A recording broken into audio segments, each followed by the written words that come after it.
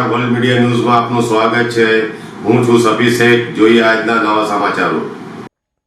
ભરૂચના ભીડબંધે ઝૂંપડપટ્ટીમાં ખુલ્લેઆમ ચાલતા જુગારના અડ્ડા પર એ ડિવિઝન પોલીસે દરોડો પાડી મોટો પર્દાફાશ કર્યો છે।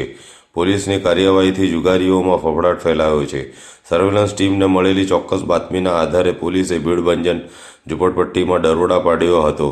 સ્થળ પરથી એક મહિલા સહિત 5 ઈસમોને પટ્ટા વડે રોકડ રકમના દાવ સાથે જુગાર રમતા ઝડપી પાડવામાં આવ્યા હતા। પોલીસે સ્થળ પરથી 31,440 રોકડ, 2 મોબાઈલ ફોન સહિત કુલ ₹41,400નો મુદ્દામાલ જપ્ત કર્યો હતો। પત્તા અને પાથરણું પણ કબજે કરવામાં આવ્યું છે।